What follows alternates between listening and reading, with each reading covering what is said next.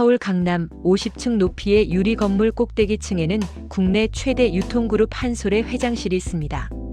한만수 회장 68배 나이에도 여전히 날카로운 눈빛을 가진 사람이죠. 그가 30년 전 노점상에서 시작해 이 자리까지 올라온 건 오직 냉철한 판단력 덕분이었습니다. 오후 3시 민호가 무거운 발걸음으로 아버지의 회장실 문을 두드렸습니다. 손에는 사진 한 장이 들려 있었어요. 아버지, 들어가도 될까요? 그래, 들어와. 한 회장은 서류에서 눈을 떼지 않은 채 대답했습니다. 민호는 책상 앞에 섰어요.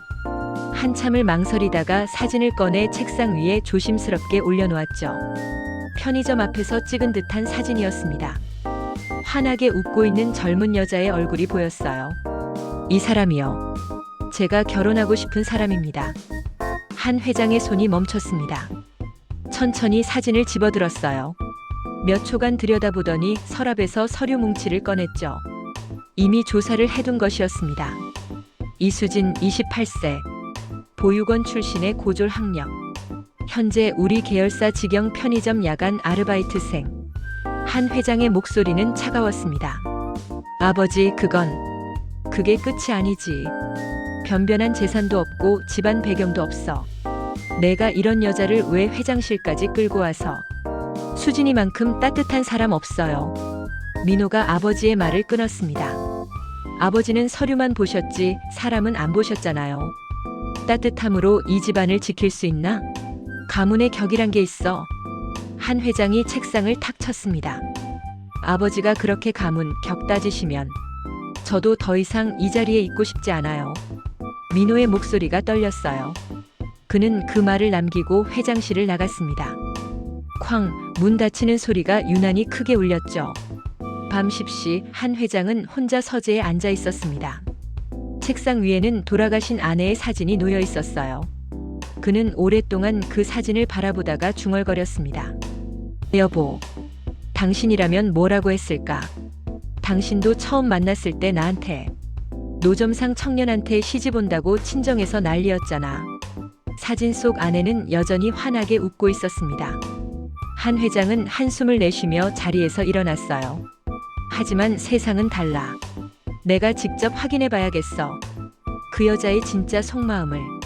밤 11시 한 회장은 다락방 구석에서 오래된 나무 상자를 끄집어냈습니다. 먼지를 털어내고 뚜껑을 열자 낡은 군용 점퍼가 나왔어요. 30년 전 동대문 노점에서 옷을 팔 때 입던 옷이었죠. 이걸 다시 입게 될 줄이야.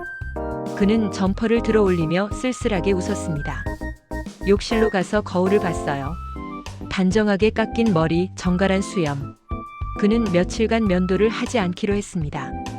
3일이 지났습니다. 새벽 1시 50분 한 회장은 기사 없이 혼자 중고차 한 대를 몰고 있었어요. 낡은 점퍼 차림에 3일간 기른 수염, 일부러 머리도 헝클어뜨렸죠. 거울을 보니 30년 전의 자신이 보였습니다. 편의점 주차장에 차를 세웠어요. 환한 불빛 아래 한 젊은 여자가 진열대를 정리하고 있었습니다. 이수진이었어요. 한 회장은 차 안에서 그녀를 한참 바라봤습니다. 자, 이제 내 진짜 모습을 보자. 가난하고 냄새나는 노인한테 어떻게 대하나. 그는 차에서 내려 일부러 비틀거리는 걸음으로 편의점 문을 향해 걸어갔습니다. 자동문이 열리며 딩동 소리가 울렸어요. 수진이 고개를 들어 밝게 웃으며 인사했습니다. 어서 오세요. 한 회장은 잠시 그 미소를 보다가 고개를 돌렸습니다. 그리고 속으로 다짐했어요. 웃음은 누구나 지을 수 있지. 이제부터가 진짜야. 그렇게 한만수 회장의 시험이 시작되었습니다. 하지만 그는 아직 몰랐죠. 진짜 시험을 받게 될 사람이 누구인지를요. 한 회장은 편의점 문을 열고 들어섰습니다. 일부러 비틀거리는 걸음으로 걸었어요. 옷에서는 소주 냄새가 났죠. 미리 준비해온 거였습니다. 어서 오세요. 수진이 밝게 인사했지만 한 회장은 대꾸하지 않았습니다. 그는 컵라면 진열대 쪽으로 걸어갔어요. 그리고 지나가는 척하며 팔로 진열대를 쓸었습니다. 우르르 컵라면 67개가 바닥으로 떨어졌죠. 아이고 죄송해요 어르신. 수진이 깜짝 놀라 달려왔습니다. 그런데 한 회장은 그녀를 노려보며 고함을 질렀어요. 뭘 봐. 여기 진열을 이따위로 해놨어? 어르신, 제가 잘못했어요. 제가 다시 정리할게요. 수지는 당황했지만 목소리를 낮추고 차분하게 말했습니다. 그녀는 무릎을 꿇고 바닥에 떨어진 컵라면을 하나씩 주워 담기 시작했어요.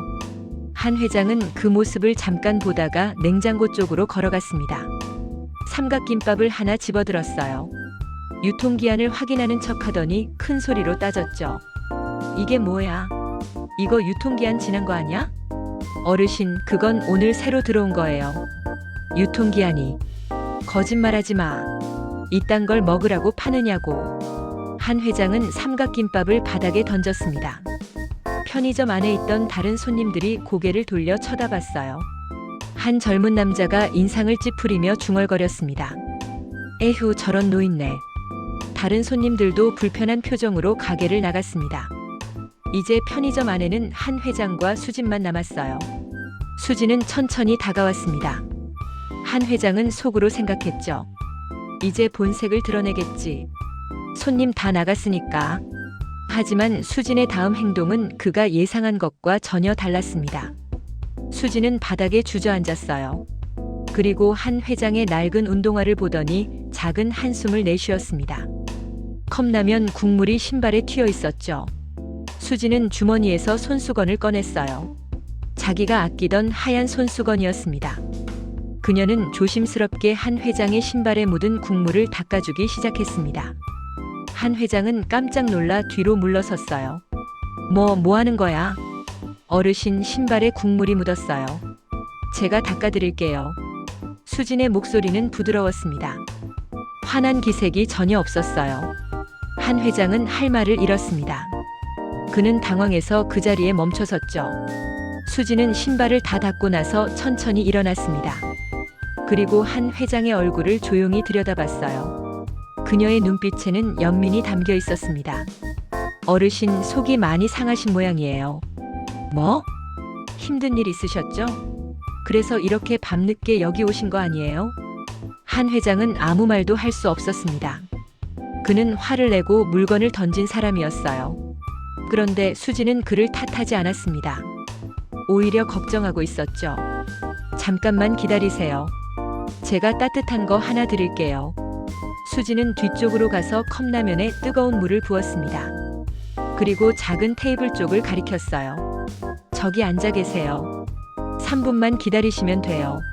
한 회장은 멍하니 그 자리에 서 있었습니다. 이건 그가 계획한 시나리오가 아니었어요. 수진은 화를 내거나 경찰을 부르거나 아니면 최소한 짜증을 내야 했습니다. 그런데 그녀는 오히려 그를 위로하고 있었죠. 이건 연기인가? 아니면. 한 회장은 천천히 테이블로 걸어갔습니다. 앉아서 수진을 지켜봤어요. 그녀는 바닥에 흩어진 물건들을 하나하나 정리하고 있었습니다. 표정에는 피곤함이 보였지만 불평하는 기색은 없었어요. 3분 후 수진이 컵라면을 가져왔습니다. 그리고 젓가락과 함께 작은 김밥 하나를 더 내밀었어요. 이건 서비스예요. 드시고 가세요. 왜 이러는 거야? 한 회장이 떨리는 목소리로 물었습니다. 어르신도 누군가의 아버지실 거잖아요. 제가 만약 아버지를 모시고 있었다면 이렇게 대해드렸을 것 같아서요. 수진은 조용히 웃으며 계산대로 돌아갔습니다. 한 회장은 그녀의 뒷모습을 한참 바라봤어요. 가슴 한쪽이 아려왔습니다. 그는 컵라면을 한 입 먹었습니다. 맛이 없었어요. 아니, 맛을 느낄 수가 없었죠. 자꾸만 수진의 말이 귓가에 맴돌았습니다. 누군가의 아버지. 한 회장은 라면을 다 먹지 못하고 가게를 나왔습니다. 차에 올라타 핸들을 꽉 쥐었어요. 손이 떨렸습니다. 화가 난 건지 부끄러운 건지 아니면 당황한 건지 알 수 없었죠. 이건 시작일 뿐이야. 다음엔 진짜 본 모습이 나올 거야. 그는 스스로에게 말했습니다. 하지만 그의 목소리에는 확신이 없었어요. 3일이 지났습니다. 한 회장은 매일 밤 편의점 맞은편 골목에 차를 세워두고 수진을 관찰했어요. 그녀는 손님들에게 언제나 친절했습니다. 어떤 손님이 와도 똑같이 밝게 웃었죠. 연기가 아주 자연스럽군. 역시 사람은 오래 봐야 알 수 있어. 한 회장은 그렇게 생각하며 관찰을 이어갔습니다. 그런데 셋째 날 밤 이상한 점을 발견했어요. 새벽 4시쯤이었습니다. 수진이 계산대 앞에 검은 비닐봉지 2개를 놓고 뭔가를 담기 시작했어요. 편의점 도시락, 삼각김밥, 그리고 유통기한이 임박한 빵들이었죠. 한 회장은 차 안에서 몸을 앞으로 숙였습니다. 수진은 자기 지갑에서 카드를 꺼냈어요. 그리고 계산대 기계에 직접 찍었습니다. 영수증을 확인하더니 봉지를 들고 가게 뒤쪽으로 사라졌죠. 저것 봐. 역시 그렇군. 한 회장은 무릎을 쳤습니다. 자기 돈으로 결제하는 척하면서 실제로는 물건을 빼돌리는 거라고 생각했어요. 폐기 예정인 제품들을 몰래 챙기는 거겠죠. 똑똑하긴 하네. 자기 돈으로 산 것처럼 위장까지 하다니. 한 회장은 피식 웃었습니다. 드디어 그녀의 본 모습을 잡았다고 생각했죠. 하지만 확실한 증거를 보려면 끝까지 지켜봐야 했어요. 오전 5시 수진이 가게 밖으로 나왔습니다. 손에는 묵직해 보이는 검은 봉지 2개가 들려 있었어요. 그녀는 주차장에 세워둔 낡은 경차에 봉지를 실었습니다. 그리고 출발했죠. 한 회장도 조심스럽게 그녀의 뒤를 따라갔습니다. 충분히 거리를 두고 미행했어요. 수진의 차는 강남을 벗어나 점점 외곽으로 향했습니다. 어디로 가는 거야? 집은 반대 방향인데. 한 회장은 의아했지만 계속 따라갔어요. 30분쯤 지났을까요? 수진의 차가 멈춰 섰습니다. 도착한 곳은 낡은 주택들이 다닥다닥 붙어있는 달동네였어요. 쪽방촌이었습니다. 가로등도 희미하고 골목은 좁았죠. 한 회장은 차에서 내려 멀찍이 떨어진 곳에서 지켜봤습니다. 수진이 봉지를 들고 골목 안으로 들어갔어요. 한 회장은 조심스럽게 그녀의 뒤를 따랐습니다. 골목 모퉁이에서 몸을 숨기고 지켜봤죠. 수진은 배기로 문 앞에 멈춰 섰습니다. 문을 두드리지 않고 조용히 봉지 하나를 문 앞에 내려놓았어요. 그리고 다음 집으로 갔습니다. 203호 문 앞에도 똑같이 음식이 담긴 봉지를 놓았죠. 한 회장은 눈을 크게 떴습니다. 이게 무슨... 수지는 305호, 407호를 거쳐 계단을 올라갔어요. 마지막 집 앞에서 그녀는 잠시 멈춰 섰습니다. 그리고 조심스럽게 문을 두드렸죠. 할머니, 저예요. 수진이에요. 문이 삐걱 열렸습니다. 허리가 굽은 할머니 한 분이 나왔어요. 아이고, 우리 수진이. 또 왔구나. 할머니, 약은 드셨어요? 먹었지, 먹었어. 내가 챙겨준 거. 수진은 할머니의 손을 잡았습니다. 그리고 집 안으로 들어가 불을 켰어요. 한 회장은 골목 어귀에서 그 모습을 지켜봤습니다. 가슴이 조여왔어요. 잠시 후 수진이 밖으로 나왔습니다. 할머니가 문 앞까지 따라 나와 그녀의 손을 꼭 쥐었어요. 수진아, 너 혼자 힘들 텐데. 우리까지 신경 쓰느라. 할머니, 그런 말씀 마세요. 제가 좋아서 하는 거예요. 내가 아니었으면 우린 진작 굶어 죽었을 게야. 정말이지. 보육원에서 자란 아이가 이렇게 착할 수가 있나. 한 회장은 그 말을 듣는 순간 가슴이 철렁 내려앉았습니다. 손이 부들부들 떨렸어요. 그는 벽에 등을 기대고 천천히 주저앉았습니다. 내가 뭘 한 거야? 수지는 할머니와 인사를 나누고 골목을 빠져나왔습니다. 한 회장은 얼른 몸을 숨겼어요. 수진의 발걸음 소리가 점점 멀어졌죠.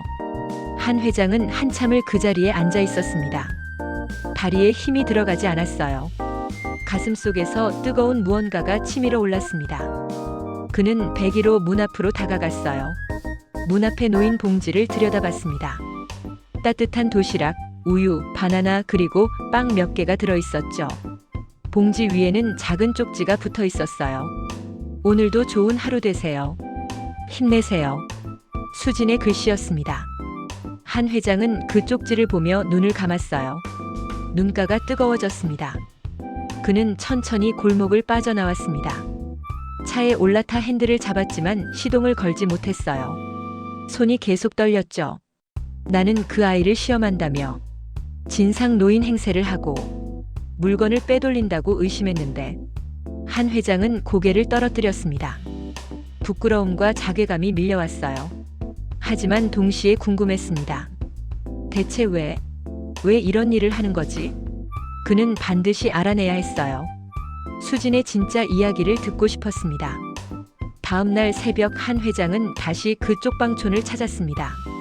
이번에는 수진을 미행한 게 아니었어요. 그는 직접 진실을 확인하고 싶었죠.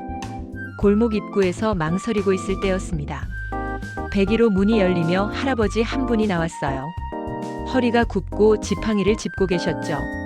할아버지는 문 앞에 놓인 봉지를 발견하고는 천천히 허리를 굽혔습니다. 또 왔구만. 우리 천사가.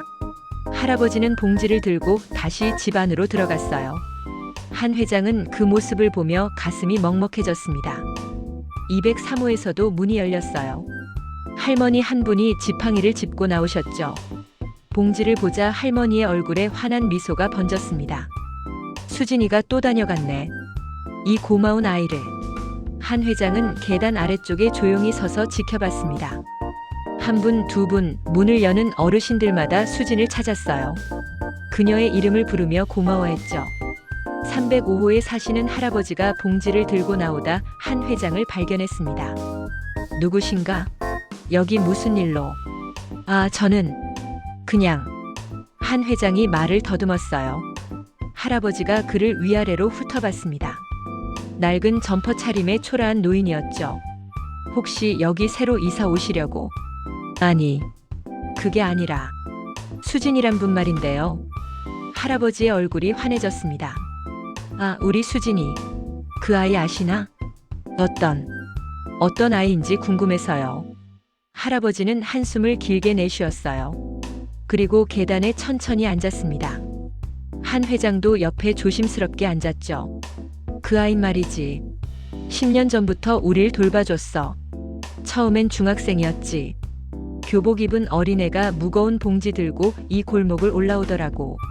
중학생 때부터요? 그래. 보육원에서 자란 아이라더군. 그래서 그런가. 외로운 사람 마음을 너무 잘 알아. 우리 같은 늙은이들 마음을. 할아버지의 눈가가 촉촉해졌습니다. 여름엔 시원한 음료수, 겨울엔 따뜻한 국 끓여서 가져와. 명절 때도 안 빠지고 와. 자기도 갈 데 없으면서 우릴 먼저 챙기지. 그럼 혹시 그 아이가 힘들어하는 건 없나요? 그럼 있고 말고. 밤에 편의점 알바하면서 낮에는 다른 일도 한다더군. 그래도 절대 힘든 내색 안 해. 우릴 걱정시킬까봐. 한 회장은 가슴이 무너져 내리는 것 같았어요. 그가 알던 수지는 껍데기에 불과했습니다. 진짜 그녀는 훨씬 더 깊은 곳에 있었죠. 그 아이가 왜 이런 일을 하는지 아세요? 할아버지가 고개를 저었어요. 물어본 적은 없어. 하지만 한 번은 이런 말을 하더군. 할아버지들 보면 보육원에서 돌아가신 원장 선생님이 생각나요라고. 아마 그 은혜를 갚고 싶은 거겠지. 우리한테 말이야. 한 회장은 더 이상 말을 잇지 못했습니다. 목이 메었어요. 그때 골목 아래쪽에서 익숙한 발소리가 들렸습니다. 한 회장은 고개를 돌렸어요. 수진이었습니다. 그녀는 골목을 올라오다 한 회장을 발견하고 걸음을 멈췄죠. 어르신, 여기서 뭐 하세요? 수진이 조심스럽게 물었습니다. 한 회장은 천천히 일어났어요. 할아버지도 자리를 떠나며 수진의 어깨를 토닥였습니다. 우리 수진이 고맙다. 할아버지가 집으로 들어가자 골목에는 둘만 남았습니다. 한 회장은 떨리는 목소리로 물었어요. 수진 씨, 당신은 날 몰라봤나요? 수진은 잠시 침묵했습니다. 그리고 조용히 고개를 저었어요. 처음 오셨을 때부터 알았어요. 뭐? 손에 있는 그 흉터요. 민호 오빠한테 들었거든요.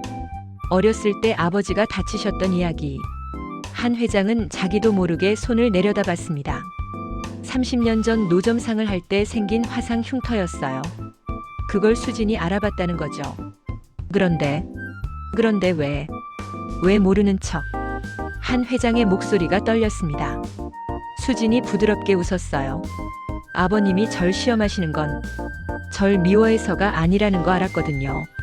시험? 민호 오빠를 너무 사랑하시니까. 그런 거잖아요. 오빠가 잘못된 선택을 할까봐 걱정되셔서. 한 회장은 그 말에 무릎이 꺾이는 것 같았어요. 그는 벽에 손을 짚었습니다. 나는 당신을 진상 노인한테 어떻게 대하나 보려고 일부러 물건을 쏟고 소리를 지르고. 알아요. 알면서도. 왜? 수진의 눈에 눈물이 맺혔습니다. 저한테는 아버지가 안 계세요. 그래서 누군가의 아버지를 함부로 대할 수가 없어요. 그분이 아무리 저한테 심하게 해도요. 한 회장은 더 이상 참을 수 없었습니다. 눈물이 주르륵 흘러내렸어요. 68평생 남 앞에서 운 적이 거의 없었던 그였습니다. 미안하오. 정말 미안하오. 수진이 다가와 한 회장의 손을 잡았습니다. 괜찮아요, 아버님. 이제 알아주셨잖아요. 그 따뜻한 손길에 한 회장은 소리내어 울었습니다. 쪽방촌 골목에서 보육원에서 자란 젊은 여자 앞에서 재벌 회장이 아이처럼 울었죠. 그는 그제야 알았습니다. 진정한 품격은 학벌이나 재산에 있는 게 아니라 누군가를 대하는 마음에 있다는 걸요. 일주일이 지났습니다. 상견례 날이었어요. 민호는 고급 한정식집을 예약했지만 한 회장이 장소를 바꿨습니다. 수진이 일하던 편의점 근처 작은 식당이었죠. 아버지, 왜 여기서 하시려고 해요? 민호가 의아해했습니다. 한 회장은 대답 대신 상자 하나를 꺼냈어요. 그 안에는 정갈하게 빨아서 개킨 낡은 군용 점퍼가 들어있었습니다. 이게 뭐예요? 곧 알게 될 거다. 30분 후 수진이 식당 문을 열고 들어왔습니다. 단정한 원피스 차림이었어요. 그녀는 한 회장을 보자 살짝 놀란 표정을 지었지만 곧 밝게 웃으며 인사했습니다. 안녕하세요, 아버님. 앉으시오. 한 회장의 목소리는 평소보다 부드러웠어요. 민호는 아버지와 수진 사이의 이상한 분위기를 눈치챘지만 아무 말하지 않았습니다. 음식이 나왔지만 한 회장은 젓가락을 들지 않았어요. 그는 천천히 상자를 열어 낡은 점퍼를 꺼내 테이블 위에 올려놓았습니다. 아버지, 이게? 민호가 당황해서 물었어요. 수진은 그 점퍼를 보며 작게 숨을 들이마셨습니다. 그녀도 그 옷을 알고 있었죠. 수진 씨. 한 회장이 수진을 똑바로 바라보며 말했습니다. 이 옷을 입고 부끄러운 짓을 했소. 아버님, 나는 당신을 시험한다며 진상 노인 행세를 했소. 물건을 쏟고 소리를 지르고 당신이 화를 낼 때까지 괴롭혔지. 민호의 얼굴이 굳어졌어요. 아버지, 그게 무슨... 민호야, 들어봐라. 한 회장은 아들을 제지하고 계속 말했습니다. 나는 서류로 사람을 판단했소.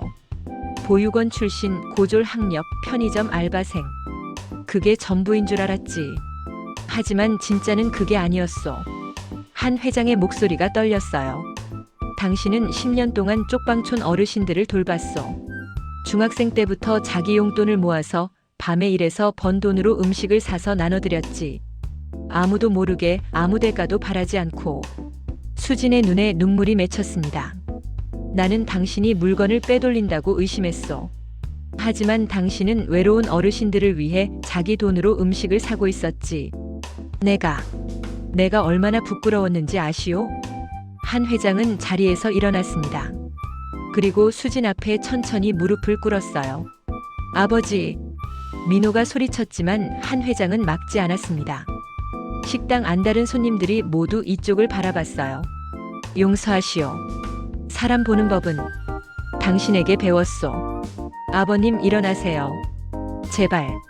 수진이 얼른 한 회장을 부축했습니다. 눈물이 볼을 타고 흘러내렸어요. 한 회장도 울고 있었습니다. 당신 같은 며느리를 둔다는 게 이 집안의 축복이요. 민호는 그제야 상황을 이해했습니다. 그도 눈시울이 붉어졌어요. 세 사람은 한참을 아무 말 없이 서로를 바라봤습니다. 6개월이 흘렀습니다. 한솔그룹 본사 로비에 새로운 현판이 걸렸어요. 상생경영위원회였습니다. 그리고 그 아래 작은 명패가 하나 붙었죠. 초대이사 이수진. 수진은 더 이상 편의점 알바생이 아니었습니다. 그녀는 그룹의 사회공헌 사업을 총괄하는 이사가 되었어요. 하지만 그녀는 여전히 매주 쪽방촌을 찾았습니다. 어느 토요일 아침이었어요. 쪽방촌 골목 입구에 큰 현수막이 걸렸습니다. 한솔그룹 후원 무료 급식소 개소식. 한 회장이 직접 현장에 왔습니다. 정장이 아닌 편한 옷차림이었어요. 그는 앞치마를 두르고 배식대 앞에 섰습니다. 회장님이 직접 이러시면. 직원이 말렸지만 한 회장은 고개를 저었어요. 아니야. 내가 하고 싶어서 하는 거야. 수진도 옆에서 앞치마를 두르고 국을 떴습니다. 쪽방촌 어르신들이 하나둘 모여들었어요. 그 중에는 101호 할아버지, 305호 할아버지도 있었죠. 아이고 수진이. 이게 다 내 덕분이구나. 할머니 한 분이 수진의 손을 꼭 잡았습니다. 수진은 환하게 웃으며 할머니를 안았어요. 한 회장은 그 모습을 지켜보며 흐뭇하게 웃었습니다. 민호도 아버지 옆에 서서 함께 배식을 도왔어요. 아버지 행복하세요? 민호가 조용히 물었습니다. 그래. 너무 늦게 깨달았지만 이제야 진짜 행복이 뭔지 알 것 같구나. 한 회장은 주변을 둘러봤어요. 웃고 있는 어르신들, 음식을 나눠주는 수진, 그리고 옆에 선아들. 50층 회장실에서는 느낄 수 없었던 따뜻함이 가슴에 퍼졌습니다.